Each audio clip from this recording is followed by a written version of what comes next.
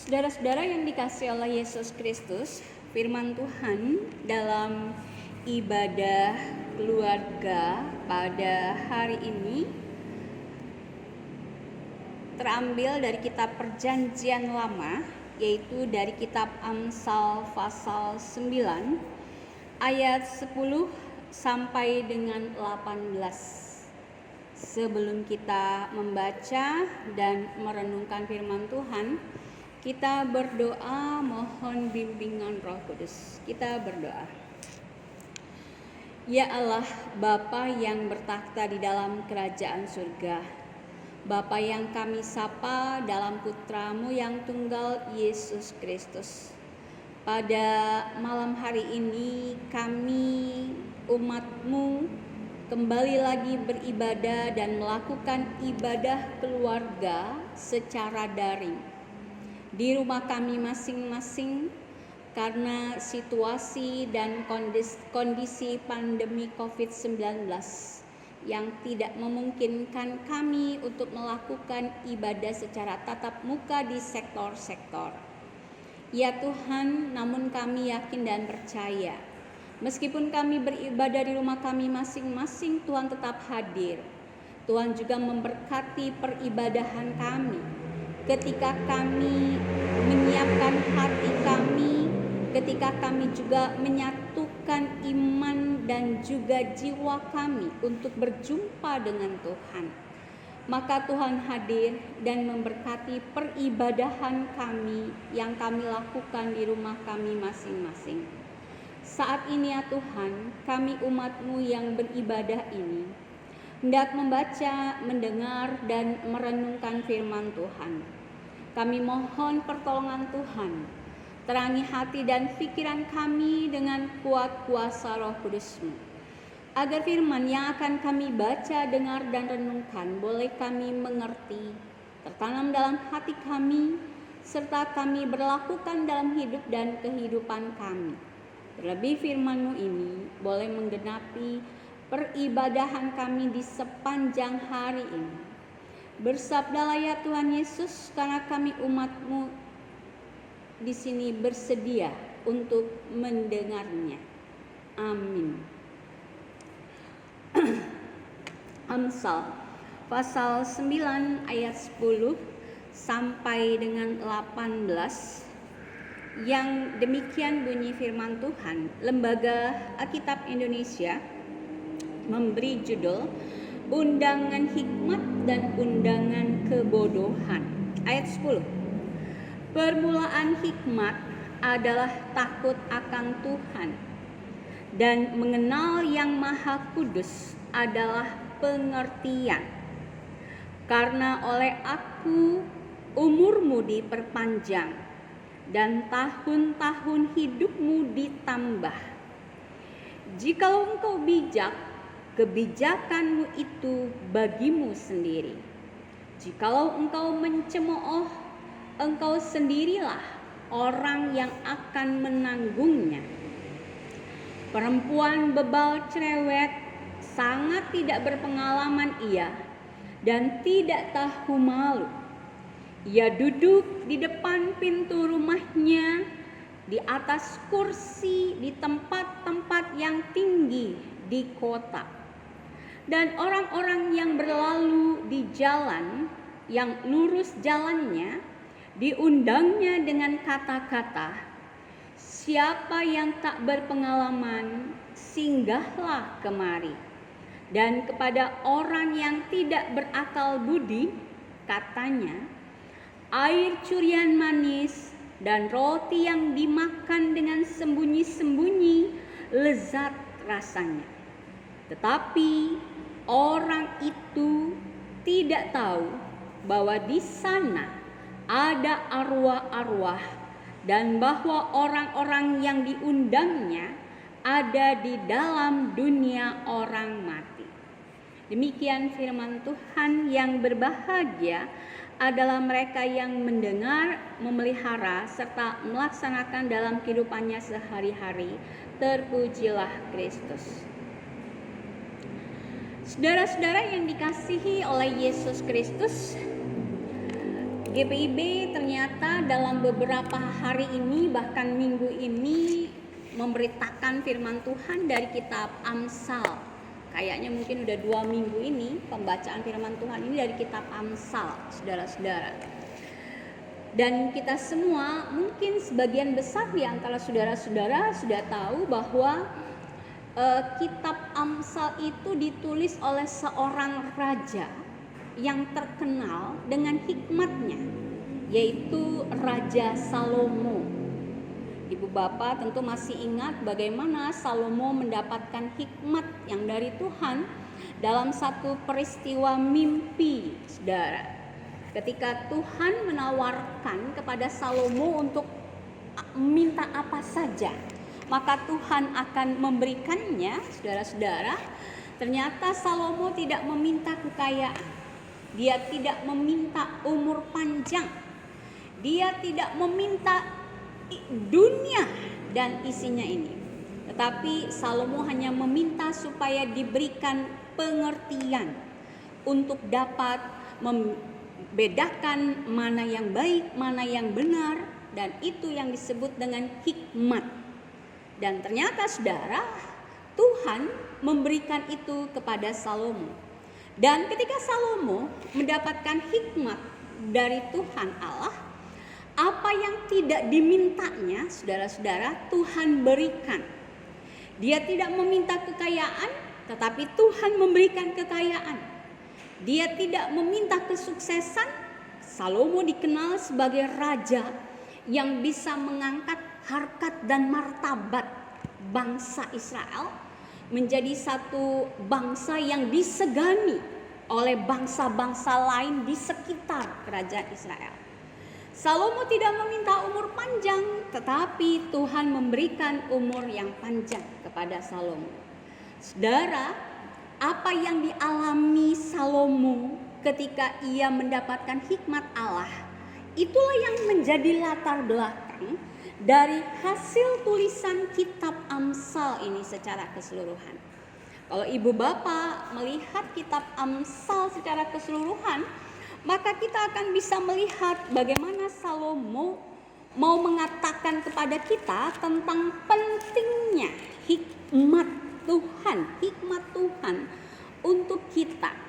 Di pasal 1 ayat 7, Salomo tuliskan, takut akan Tuhan adalah permulaan pengetahuan, tetapi orang bodoh menghina hikmat dan didikan.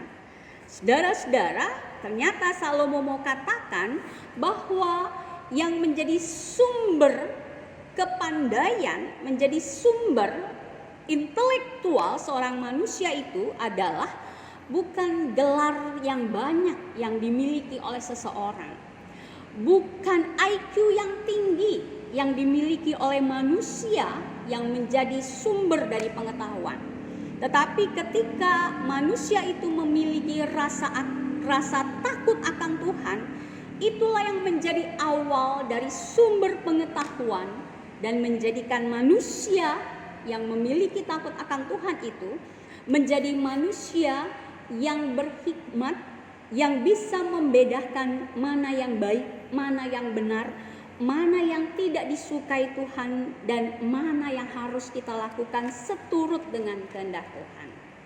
Dan saudara, Amsal 3 ayat 13 sampai dengan 18 itu juga menjadi kesaksian iman dari Salomo ketika dia mendapatkan hikmat Tuhan.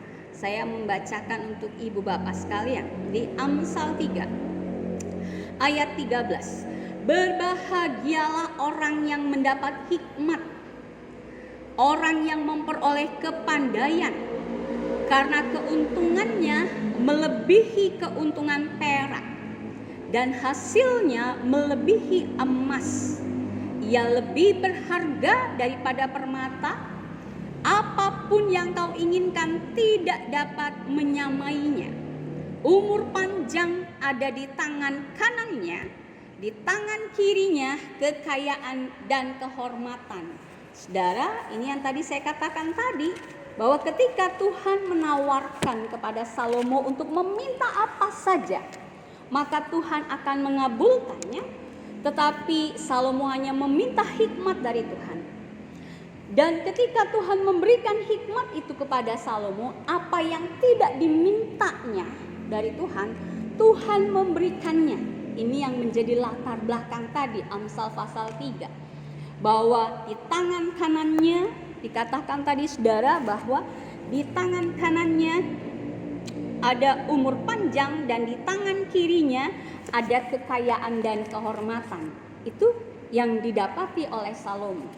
Nah, sekarang perikop kita pada hari ini dari Amsal pasal 9 ayat yang ke-10 sampai dengan yang ke-18.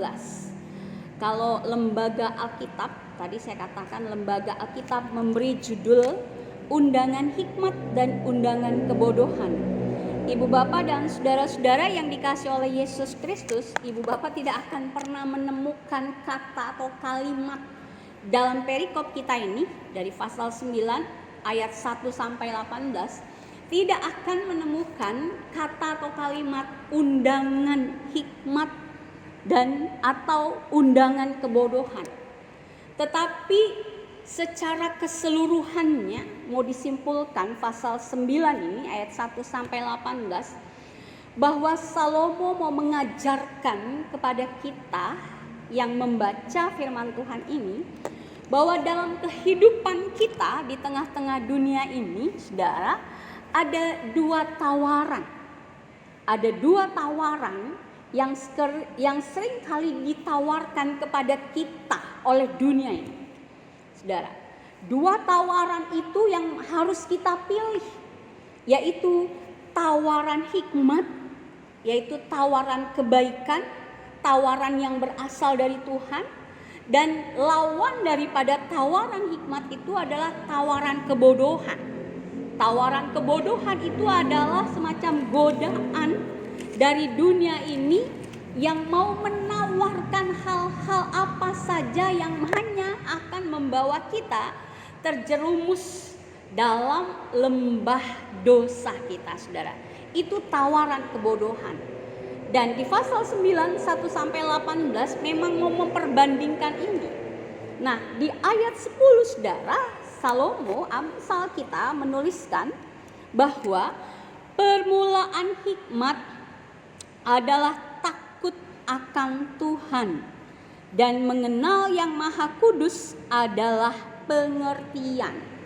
Ibu bapak bandingkan gak tadi yang pasal 1, Amsal pasal 1 ayat yang ke-7. Saya ulang tadi. Takut akan Tuhan adalah permulaan pengetahuan. Jadi di pasal 1 ayat 7 dikatakan bahwa takut akan Tuhan adalah permulaan pengetahuan. Tetapi di pasal 9 ayat 10, permulaan hikmat adalah takut akan Tuhan. Sepintas mungkin ibu bapak akan bingung dan berpikir, di ayat 7 katakan bahwa takut akan Tuhan permulaan pengetahuan. Di ayat kita, ayat 10, takut akan Tuhan adalah permulaan hikmat, saudara. Jadi mana yang benar ini Bu Pendeta? Apakah takut akan Tuhan itu permulaan hikmatkah atau takut akan Tuhan permulaan pengetahuan? Dua-duanya benar, saudara. Ingat tadi di pasal 1 ayat 7 ada kalimat selanjutnya. Tetapi orang bodoh menghina hikmat dan didikan. Ibu bapak dan saudara-saudara, kata bodoh di sini jangan diartikan bahwa kata bodoh ini saya suka bilang kalau ada kata seringkali keluar kata gob titit gitu ya, ada kata gob gitu, bahwa kata bodoh di sini bukan dalam pengertian IQ-nya yang cetek atau IQ-nya yang pas-pasan. Kata bodoh di sini bukan dalam pengertian bodoh secara intelektual, tetapi kata bodoh di sini adalah bodoh dalam bersikap, dalam melakukan dalam karakter. Misalnya, saudara, kalau kita sudah bilang kepada anak kita bahwa, "Nak, kamu jangan main api nanti bisa terbakar. Begitu kan, main lilin anak kita lalu ada kertas itu nanti bisa terbakar. Atau anak kita lagi main pisau, kita bilang, "Nak, jangan main pisau, nanti bisa kepotong, teriris jarinya atau tangannya." Tapi kita udah kasih tahu, anak kita masih melakukan juga, itu yang dibilangin, kalau orang Jawa bilang mah ngeyel gitu ya kan saudara-saudara. Tapi kita bilang bahwa, "Aduh nak, kamu tuh bodoh betul, mama kan sudah bilang jangan begini." Itu namanya bodoh saudara. Dikasih tahu tapi tidak mau melakukan dan masih melakukan apa yang menurut keinginannya sendiri saudara. Nah, ini yang dikatakan Salomo dalam pengertian bodoh di kitab Amsal ini. Jadi jangan berpikir bahwa aduh mentang-mentang IQ saya kecil berarti saya nggak memiliki hikmah. Tidak. Ada orang yang tidak pandai secara pengetahuan. Ada orang yang tidak memiliki gelar yang banyak. Tetapi ketika orang itu dia bersikap bijaksana, ketika orang itu dia bertutur kata dengan sopan, ketika orang itu dia berpikir panjang dalam melakukan sesuatu, ketika orang itu hidup dalam persekutuan dengan Tuhan, maka orang itu jauh lebih pandai daripada orang pandai sekalipun tetapi hidupnya sangat memalukan. Saudara-saudara, ada satu contoh cerita, yaitu ini cerita antara Albert Einstein dengan Mr. Bean. Kalau kita bisa bandingkan Mr. Bean, saudara. Albert Einstein bilang kepada Mr. Bean, "Mr. Bean, kamu tahu kan kalau aku ini terkenal sebagai orang yang memiliki IQ yang tinggi, orang paling pintar sedunia, sejagat atau sepanjang abad ini." Mr. Bean cuman tahu sendiri kan, ibu bapak Mr. Bean kan gak ngomong, cuman Nah sekarang kita bikin challenge, tantangan. Saya akan kasih satu pertanyaan kepada kamu. Kalau kamu bisa menjawabnya atau tidak bisa menjawabnya, kata sini, maka kamu harus memberi saya 5 dolar. Kalau Mr. Bean tidak bisa jawab, maka Mr. Bean kasih ke Albert Einstein 5 dolar. Dan kalau kamu memberi pertanyaan kepada saya, kalau saya tidak bisa jawab pertanyaan kamu Mr. Bean, tapi kayaknya itu nggak mungkin ya Mr. Bean ya, kan kamu tahu kalau saya pasti bisa jawab. Bahwa kalau saya tidak bisa menjawab pertanyaan kamu, maka saya akan kasih kamu 500 dolar. Oke, Mr. Bean cuma oke, begitu kan? Ya, saya duluan yang akan memberi pertanyaan kepada kamu Mr. Bean. Berapa panjangnya atau luasnya isi dunia ini? Mr. Bean memikir, dia buka dompet dan dia keluarin 5 dolar. Dikasih ke Albert Einstein. Saya nggak tahu, saya nggak bisa jawab, dikasih. Karena dia nggak bisa jawab, dia harus kasih 5 dolar. Kasih 5 dolar. Oke, kamu tidak bisa jawab, kamu bayar 5 dolar. Sekarang giliran kamu mau kasih pertanyaan apa kepada saya? Lalu Mr. Bean bilang begini, pertanyaannya ke Albert Einstein. Makhluk apa yang naik kaki 3 dan turunnya kaki 4? Wush. Albert Einstein dia mikir sambil kerucutin dahinya, dia mikir belum ketemu. Lalu dia cari Google, apa makhluk apa yang naik kaki 3 turun kaki 4? Mbah Google juga nggak ada jawabannya. Lalu dia call a friend, dia minta tolong teman-temannya, dia telepon, tapi kayaknya nggak akan bisa, tapi dia percaya. Tanya semua teman-teman pintarnya di dunia ini juga nggak ketemu jawabannya apa. Akhirnya saudara-saudara, Albert Einstein dia buka dompetnya dan dia keluarkan 500 dolar untuk Mr. Bean. Wis, Mr. Bean ambil. Aku nyerah, kalah, kata Albert. Ini saya bayar $500 untuk kamu. Udah, Mr. Bean senang. Lalu Albert Einstein ingin tahu kan jawabannya, ya kan, saudara. Jadi dia tanya, nah sekarang jawabannya apa? Pertanyaanmu itu, makhluk apa itu yang naik 3 kakinya, turun kakinya 4? Mr. Bean ditanya jawabannya apa, saudara? Dia buka dompetnya, dia keluarkan $5 untuk Albert Einstein. Saya juga nggak tahu, ini saya bayar $5. Saudara-saudara, artinya di sini bahwa Albert Einstein boleh pintar, tetapi orang yang berintelektual, Mr. Bean kira-kira orang intelektual atau orang licik ya, tapi itu yang mau dikatakan. Jangan berpikir bahwa mereka yang memiliki gelar yang tinggi itu adalah orang yang paling hebat, tidak. Tetapi orang berhikmat adalah orang yang mampu menghadapi masalah, cobaan dan pergumulan itu dengan ketenangan hati, dengan ketenangan pikiran, dan meminta pertolongan dari Tuhan, lalu kemudian meminta solusi yang terbaik dari Tuhan.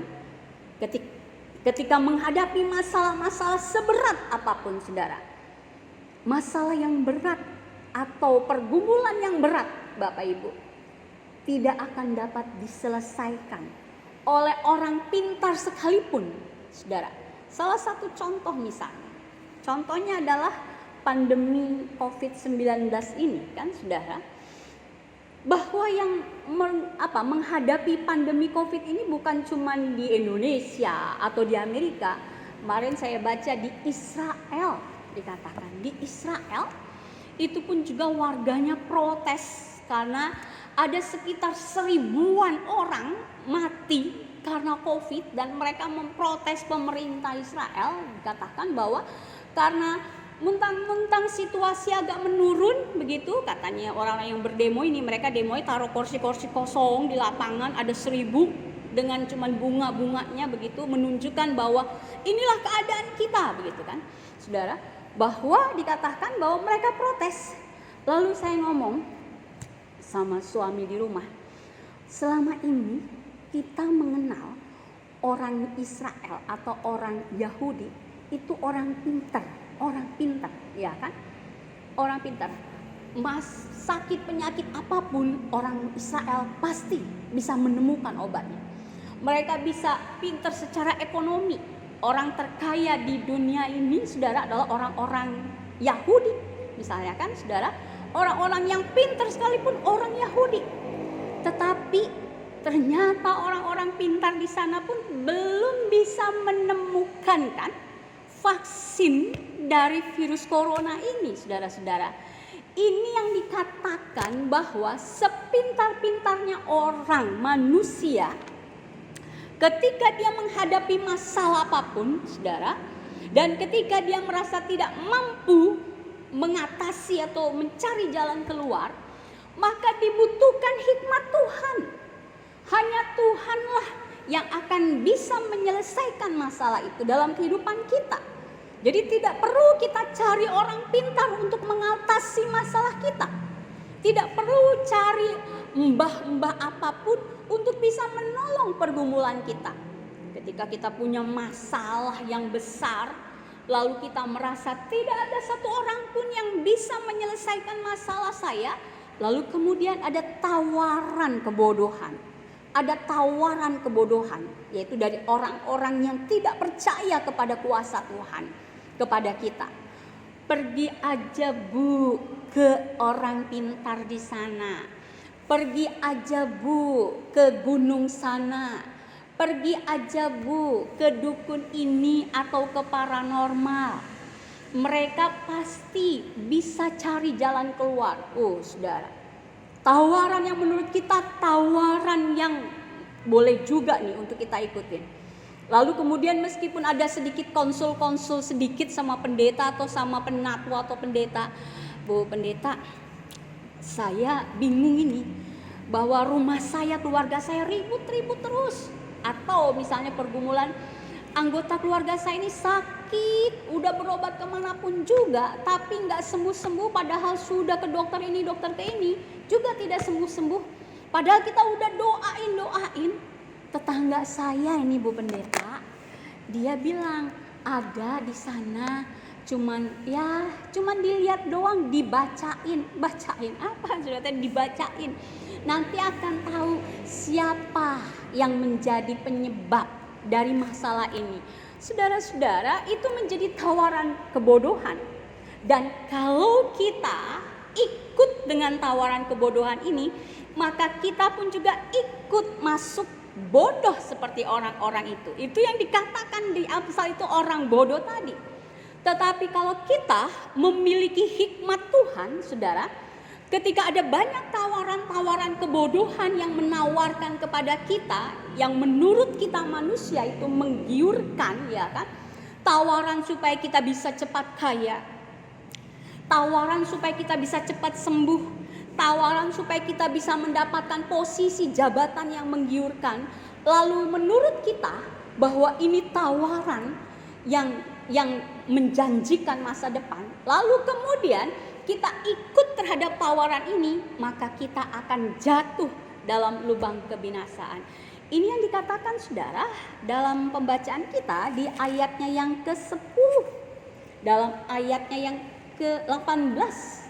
Pasal 9 ayat 18. Tetapi orang itu tidak tahu bahwa di sana ada arwah-arwah.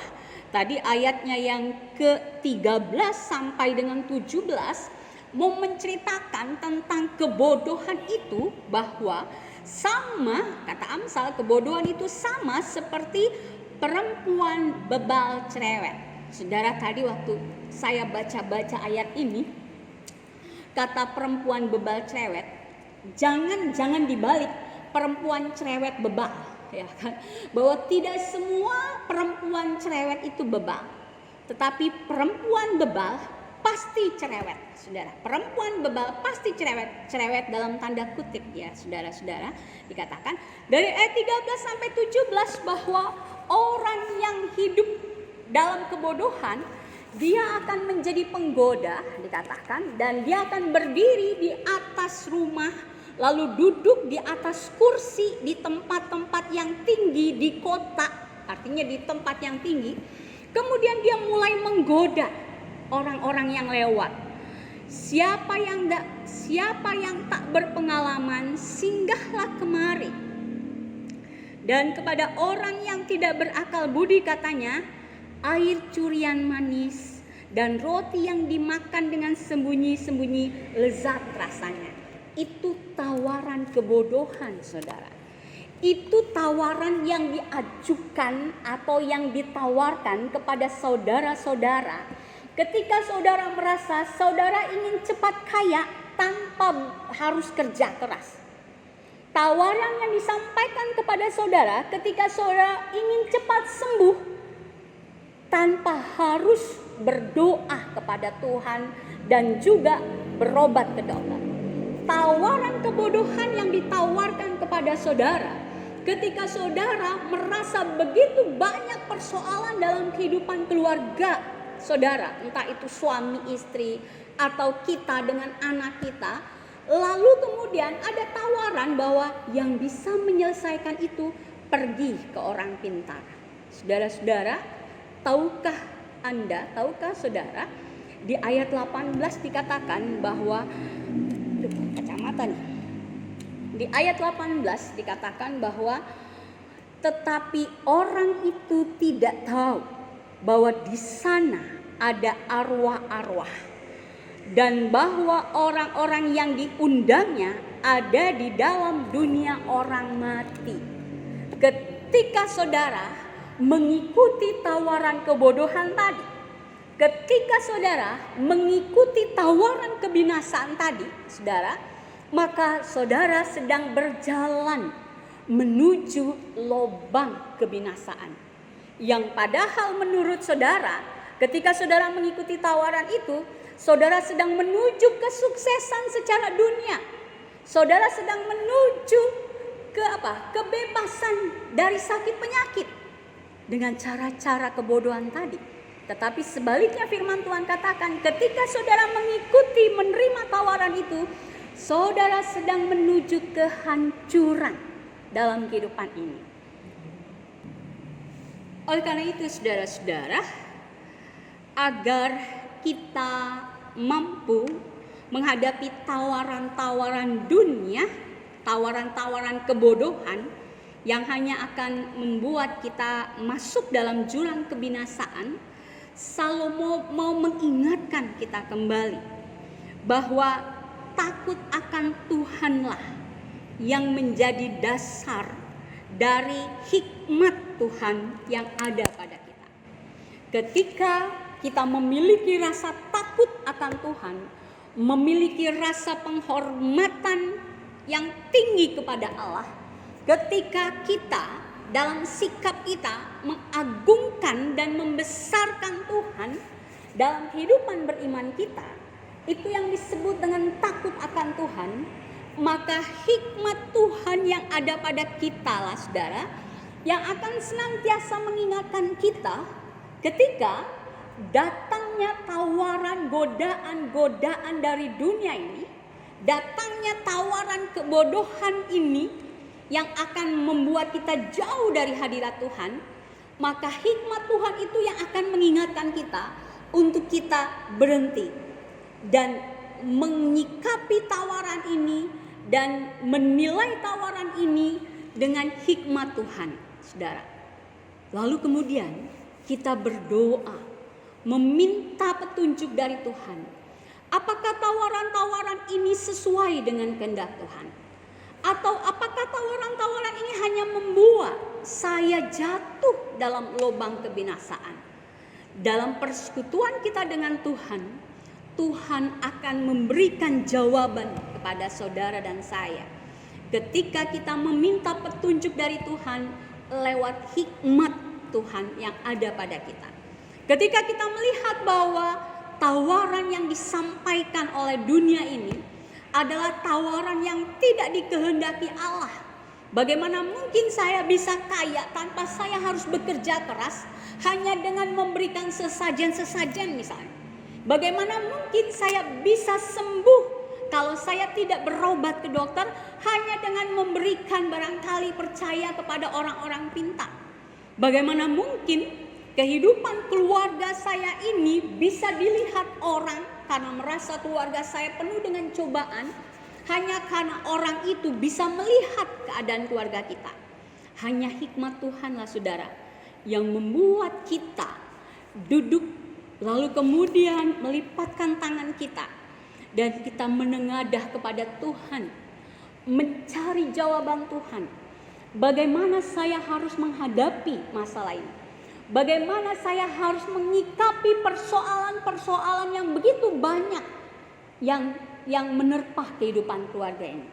Maka Tuhanlah saudara akan memberikan jalan keluar yang terbaik buat kita, yaitu jalan mengikuti firman Tuhan, yaitu jalan dengan selalu bersekutu dengan Tuhan, dan Tuhan akan memberikan kedamaian, akan memberikan ketenangan, dan Tuhan pun juga akan memberikan hikmat dan pengertian kepada kita, sehingga kita akan menyikapi semua masalah, cobaan, pergumulan yang kita hadapi itu dengan kacamata iman kita, bahwa Tuhan tidak akan mungkin membiarkan saya terus jatuh dan jatuh dalam menghadapi masalah-masalah ini. Ketika saya menghadapi masalah yang berat, saya percaya tangan Tuhan akan memegang saya dan akan mengangkat saya ketika saya tidak kuat. Ketika saya lemah, saya percaya bahwa kuasa Tuhan juga akan ada bersama-sama dengan saya dan menguatkan saya dalam kelemahan saya. Ketika saya sakit, saya percaya tangan kanan Tuhan akan memegang saya dan juga memberikan spirit dan kekuatan bagi saya untuk bangkit dan melawan sakit penyakit ini. Ketika saya terpuruk, saya percaya ada hikmah Tuhan dengan keterpurukan hidup saya. Ada saatnya di mana Tuhan juga akan mengangkat saya berdiri. Saudara-saudara, hanya hikmat Tuhanlah yang akan membuat kita menjadi manusia-manusia yang bijak dalam menghadapi persoalan dan kehidupan ini. Juga hanya hikmat dari Tuhanlah yang membuat kita mampu membedakan mana tawaran kebodohan yang hanya akan membuat kita jatuh dalam lembah kebinasaan, mana tawaran hikmat yang hanya akan membuat kita semakin dekat kepada Tuhan. Hanya hikmat Tuhan melalui Roh Tuhan yang ada pada kita lah yang akan membuat kita mampu menjalani kehidupan ini bersama-sama dengan Tuhan. Tuhan memberkati kita. Amin. Mari kita bersatu dalam doa. Kita berdoa. Terima kasih Tuhan Allah Bapa di surga. Dalam peribadahan kami pada malam hari ini, dalam ibadah keluarga yang kami lakukan secara daring, dan kami mengikuti ibadah ini di rumah kami masing-masing, kami boleh disapa, kami boleh diingatkan oleh firman Tuhan.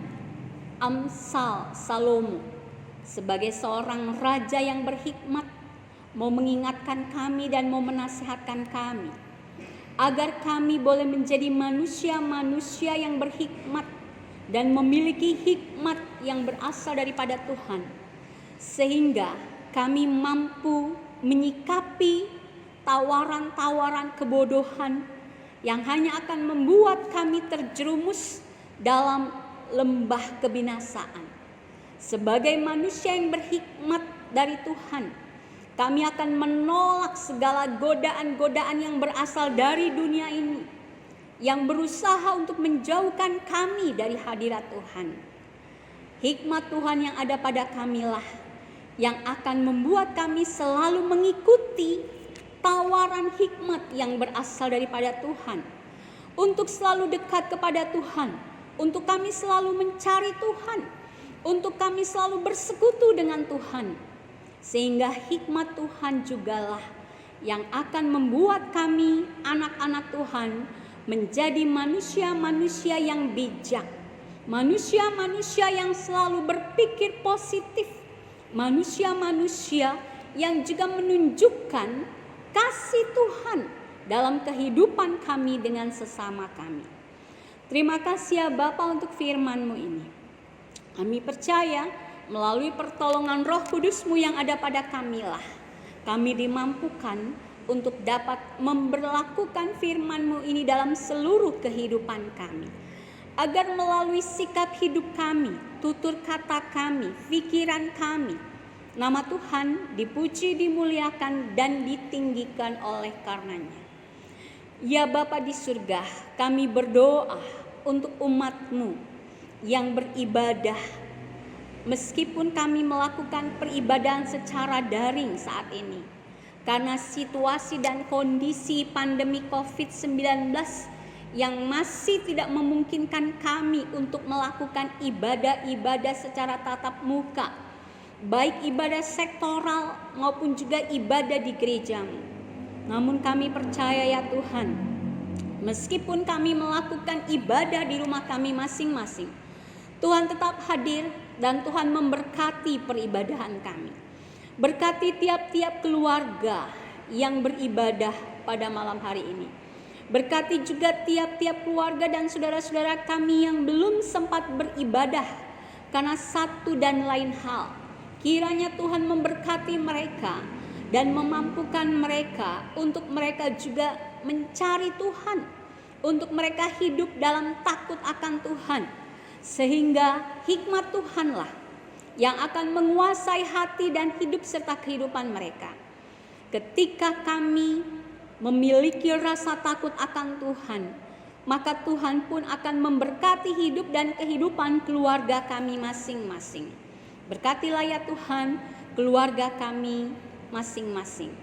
Berkati setiap kepala keluarga dalam mereka bekerja mencari nafkah, agar apa yang mereka kerjakan berkenan di hadapan Tuhan dan boleh menjadi sumber berkat dan rezeki bagi hidup dan kelangsungan keluarga mereka. Berkati setiap ibu rumah tangga, baik yang berperan ganda bekerja maupun yang melayani di rumah. Kiranya Tuhan juga mengaruniakan kepada mereka rasa takut akan Tuhan, sehingga mereka boleh membagi waktu mereka dengan bijaksana, waktu untuk bekerja, waktu untuk melayani keluarga, dan waktu untuk bersekutu dengan Tuhan. Berkati anak-anak kami ya Tuhan, anak-anak kami yang masih kecil, yang bertumbuh remaja dan dewasa.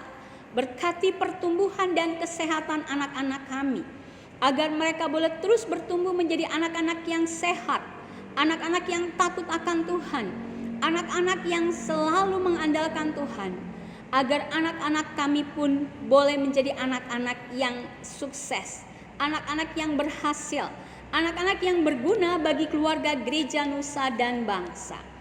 Berkati saudara-saudara kami yang kehilangan pekerjaan atau mencari pekerjaan. Kiranya Tuhan memberi pekerjaan yang terbaik dan sesuai untuk mereka.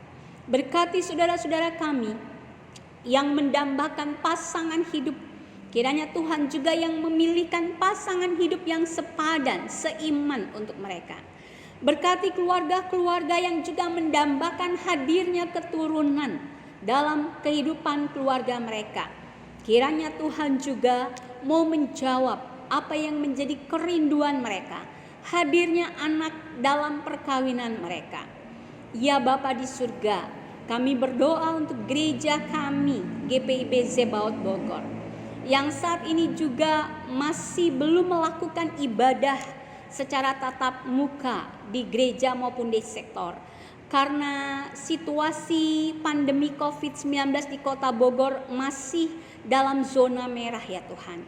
Kiranya Tuhan memberkati upaya-upaya persiapan-persiapan gereja kami di dalam mempersiapkan jika situasi memungkinkan kami akan melakukan kembali ibadah di gereja. Tuhan berkati juga para presbitermu, para pendeta, penatua diaken. Tuhan berkati pengurus-pengurus pelkat, unit-unit misioner. Berkati para pegawai dan karyawan gerejamu. Berkati saudara-saudara kami yang terpanggil melayani kami, terutama Komisi Inforkom. Di situasi seperti ini, mereka harus melayani umat-Mu dengan melakukan ibadah-ibadah secara daring ya Tuhan. Tuhan memberkati mereka. Berkati kami semua Tuhan dalam kami melakukan fungsi kami masing-masing, agar kami boleh melakukannya dengan kesetiaan, ketulusan, kejujuran, dan rasa takut akan Tuhan. Sehingga apa yang kami buat berkenan di hadapan Tuhan dan boleh menjadi berkat bagi pertumbuhan dan perkembangan gereja-Mu di muka bumi ini. Kami serahkan bangsa dan negara kami ke dalam tangan pengasihan Tuhan. Berkati para pemimpin negeri ini, pemimpin daerah, di dalam mereka mencari cara untuk mengatasi pandemi COVID-19 ini. Berkati upaya-upaya yang dilakukan agar virus corona ini boleh segera berlalu dalam kehidupan di muka bumi ini, khususnya di Indonesia ini. Ya Tuhan, kiranya Tuhan sajalah yang memberi hikmat dan petunjuk kepada mereka. Kami percaya hanya kuasa Tuhanlah yang mampu mengusir virus corona ini dari permukaan bumi ini. Dan berikanlah kekuatan iman bagi kami anak-anak Tuhan, bagi manusia di muka bumi ini untuk memohon pertolongan Tuhan. Sehingga virus corona ini pun juga boleh berlalu dan boleh segera hilang, dan kami boleh kembali lagi melakukan aktivitas kerja dan kehidupan kami. Ya Tuhan Yesus, inilah syafaat-syafaat kami. Kiranya Tuhan berkenan mendengar sauti sempurnakan doa kami, yang kami panjatkan dalam nama Tuhan kami Yesus Kristus, yang adalah Tuhan dan Juru Selamat kami yang hidup. Amin.